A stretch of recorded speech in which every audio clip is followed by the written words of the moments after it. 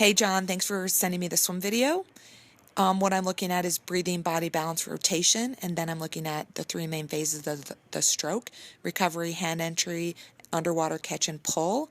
I'm also counting your strokes per 25. I think it was a yard pull, and adding it up to your time to kind of look at some efficiency issues. So let's start with the stroke count. On the first two 25s, you were taking about 21 strokes in about 20 seconds. And the second 50, or the second two lengths that you sent me, you were taking about 23 strokes in about 23 seconds. It would be good to know what your effort was like on the first two 25s compared to the second two 25s, because obviously with a lower stroke count as well as a lower time, the first two 25s were definitely more efficient than the second two. So I'm not sure if the first two 25s were considered hard and you were tired or not. So let's look on to stroke mechanics. Your arm is coming out, or first of all, breathing, body balance, rotation. When you breathe, you tend to breathe a little bit too frequently. And the reason I say that is every time you take a breath, you kind of tilt your neck a little bit. You're not necessarily breathing by rotating.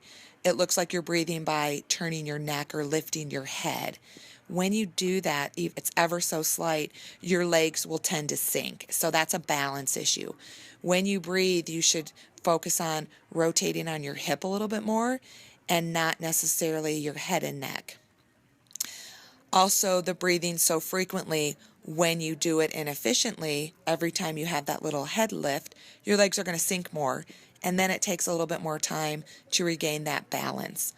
Also, when it comes to sinking legs and balances, you have a slight split kick, especially when you breathe, and so that, you always want your legs to go up and down, not side to side. You don't want that split kick, because that's throwing off your balance as well. So I would give you some balance drills, side kick drills, and kicking with the board to get comfortable kicking up and down using your quad and hip flexors.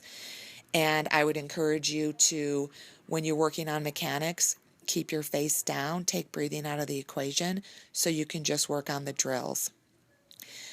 Let's move on to recovery. What's going on with your hands when they come out of the water? Your hands' arms are very wide, so I'd immediately have you do some thumb slide drills to get your hands close to your body as well as work on body rotation. Again, trying to do more than 2 strokes before you take a breath so you can really get a sense and a feel for what it's like to get your arms to come that close to your body. It's going to be a lot more efficient in the long run. Those wide arms are causing you to do a little bit of a flat hand entry. So your hand and your elbow sort of is entering at the same time. You always want your fingertips below your wrist, below your elbow. And the thumb slide drill, as well as the fingertip drag drill, will help you maintain those fingertips below your wrist, below your elbow. And that'll help you enter with your fingertips below your wrist, below your elbow. So after you've done and kind of mastered some recovery drills, I'd have you go into the fist drill, possibly the head out of the water drill, but I think the fist drill will help you at first. You want to punch the water. You want to get a feel of what it's like to punch the water and get your hand deeper. And you want to work on extending your hand deeper out in front of you with your hip rotation versus trying to reach out in front of you with your shoulder. Once you get that deeper hand entry, you want to move on to the underwater doggy paddle drill and catch-up drill. So you can work on that underwater catch and pull deeper. The catch precedes the pull, so if you're catching shallow, you're going to pull shallow. And right now I can see, I don't even have to see underwater to see you don't have much power behind your pull. You breathe to the left, and I can just tell, really, your right arm, you're not even paying attention to your right arm, and that is so weak because you're focusing so much time on breathing to the left. You're kind of ignoring that right arm. So appears that you're breathing efficiently, you're exhaling before you inhale, but if you do continue to have some breathing issues, let me know and I could further help you with breathing more efficiently because that obviously has to come first.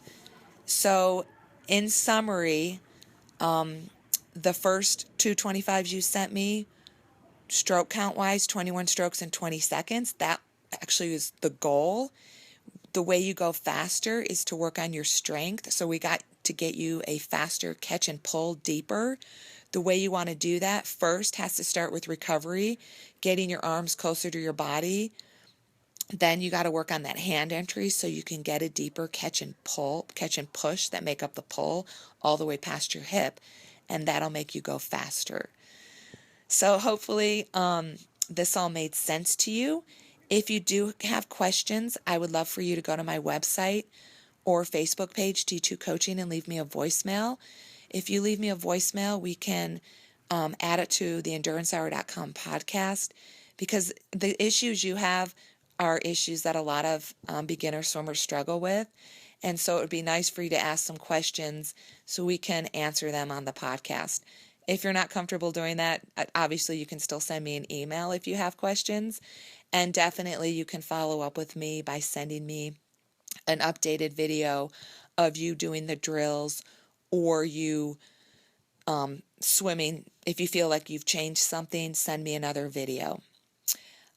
And, I do have some blogs on my website that talk about breathing as well as bilateral breathing that might help you out as well. So there's a lot involved, but first, if you do it in the order I mentioned, it'll definitely go a long way. All right, make it a great day, John.